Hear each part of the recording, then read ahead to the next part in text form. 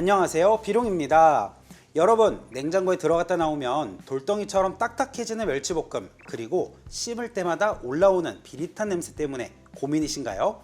보통 윤기 낸다고 물엿이나 올리고당 잔뜩 넣으시는데요, 그러면 물론 딱딱해질 수 있어요. 그래서 오늘은 설탕 물엿 없이 딱 한 가지로 비린내는 싹 잡고 윤기는 쫘르르 흐르게 만드는 비법 멸치볶음 준비해봤습니다. 바로 이 유자청입니다.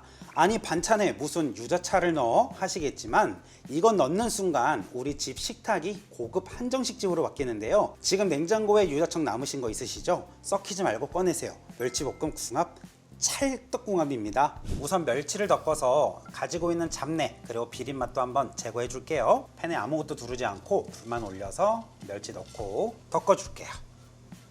자, 이렇게 덮어줬으면 불을 내려주고요. 다음으로 해야 할 건 오늘 내가 준비한 멸치 간을 한번 먼저 봐야 해요.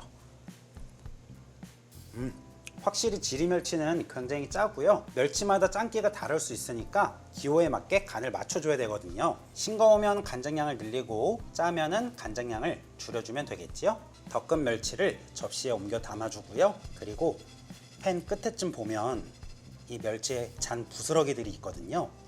그런 것들을 좀 과감히 이렇게 버려주시는 게 좋아요. 멸치 300g에 청양고추 4개가 색도 나고 또 먹을 때 이 청양고추의 개운함이 딱 좋더라고요. 어슷 썰어서 준비할게요. 팬에 식용유 둘러주고요. 이제 달궈진 팬기름에 청양고추 먼저 넣고 개운한 맛을 내어줄게요. 지리멸치는 양념 간을 많이 안 하다 보니까 이 개운함이 꼭 필요하더라고요.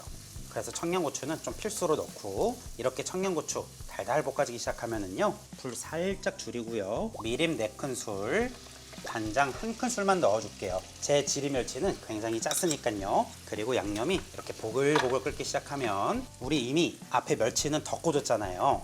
불을 꺼주시고요. 덮은 멸치 모두 넣어주세요.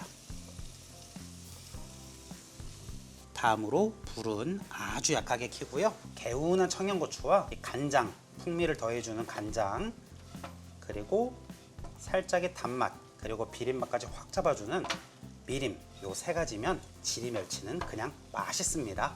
하지만 오늘의 킥이 있죠. 바로 유자.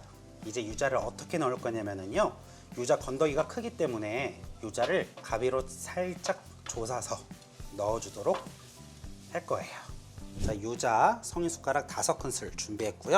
요 유자 건더기가 크기 때문에 가위로 다져서 넣어주는데, 이 유자 멸치볶음은 주의할 게 딱 하나 있어요.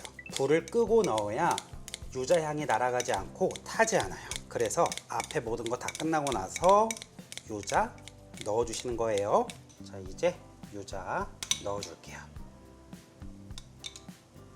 그리고 가볍게 버무려주면 설탕, 물엿 넣지 않아도 너무너무 맛있는 유자향이 끝내주는 멸치볶음입니다. 이거 정말 저만의 레시피니까요, 꼭 한번 만들어 보세요. 야, 못 참겠어요. 저도 한번 먹어볼게요.